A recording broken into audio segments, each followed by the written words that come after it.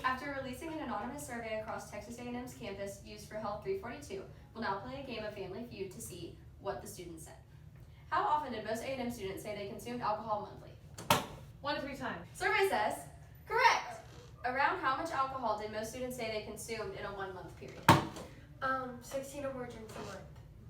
That's correct! Alright, looks like we've got white team in the lead. What contraception, if any, do students use? The pill? That's correct. The pill is number 1, with condoms coming in as a close second and pulling out at a pretty tight third. For the following questions, students were asked to rate the statements on a scale from 1 to 10.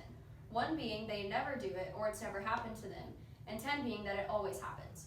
So, on a scale from 1 to 10, how often do students feel influenced to drink in public settings? Well, speaking from experience, I would say never or a 1. Really? I feel like that's more of a sometimes or a 5.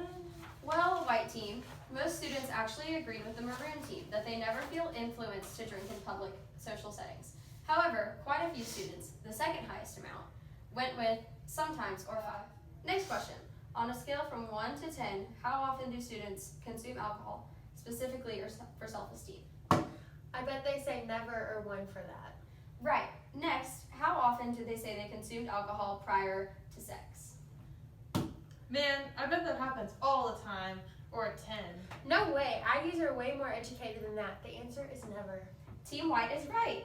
Most students did not say that they consume alcohol before sex. Alrighty, so if they aren't drinking before sex, do you think they're using contraceptive methods? Well, these kids seem like they're most likely using some responsibility. I bet they at least use contraceptives, or a 10 for always. Thank goodness that's right. 57.5% of students say that they use birth control always. So we're more than halfway through. So here's a great question. Students often pass out or lose memory from drinking.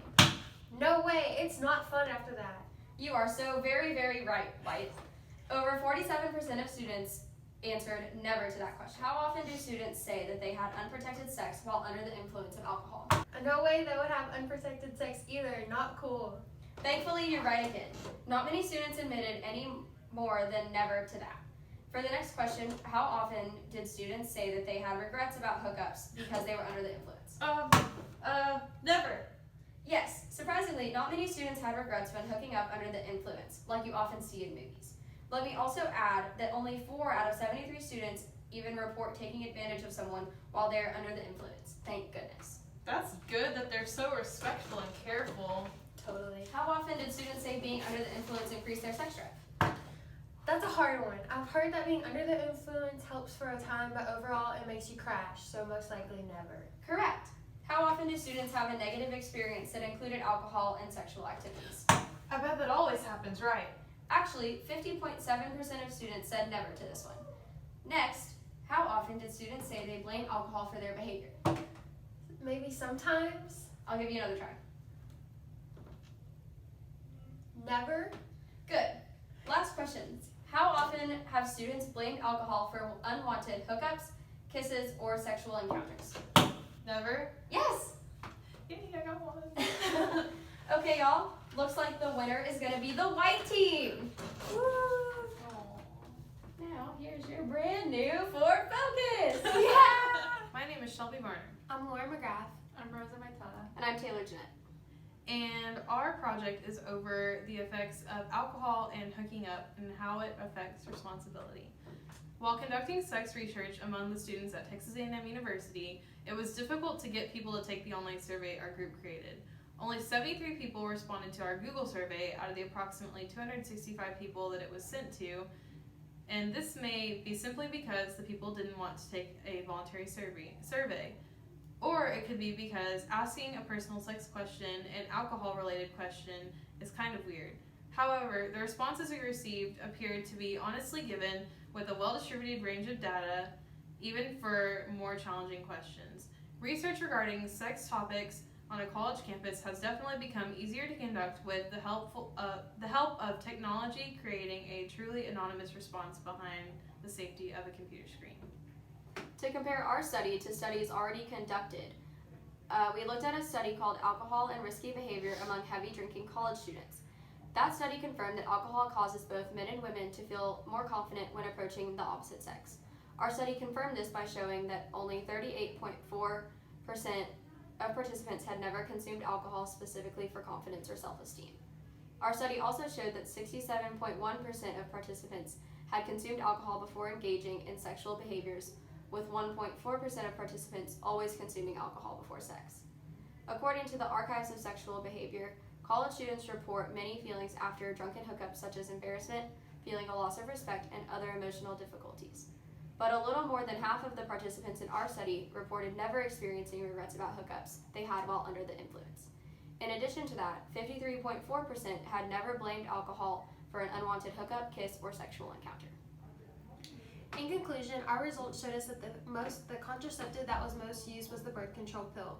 The reason most college students drink was because it was fun, and more than half of the participants said that they never had a negative experience that included alcohol and sexual behaviors. About half, which was around 50.8% of the participants, said that they sometimes, most of the time or all the time, blamed alcohol for their behaviors. However, like Taylor said, 58.9% said they never blamed alcohol for any unwanted hookup, kiss, or sexual encounter. Another question that we asked that was very important to our research was if the participants ever had a negative experience involving alcohol and sexual activities. More than half, around 56.2%, said that they never had a negative experience. That is something that we found very interesting. So we discovered that most of the college students that we surveyed either always use birth control or they never use it. A large amount of people never have unprotected sex under the influence, most likely out of fear of pregnancy. Most students use the pill or condoms, probably because they can be more easily obtained and are less costly than other contraceptive methods. Many students sometimes or never consume alcohol before engaging in sexual activities, most likely because they find other times to do it or realize the consequences of doing that. We also found that a lot of surveyed people do not drink often, but they consume a lot of drinks in those few times. This might happen because college students can have less time to go out, so they take advantage of the few times that they do. Very few people consume alcohol for confidence, and many have not passed out or experienced memory loss. It was not surprising that most students drink because it is fun and to help them relax, since they tend to be stressed for school. The majority do not blame alcohol for their experiences or behavior and have not had negative experiences with alcohol and sexual activities. We think the reason for these trends is that people are being more aware of what they do and take responsibility for their actions instead of blaming alcohol. The responses for whether they are more influenced to drink in public settings were all over the scale. The reasoning for this might be that everyone is different in how they behave socially, so it is understandable that some are more easily influenced than others. Overall, a lot of the questions had similar responses.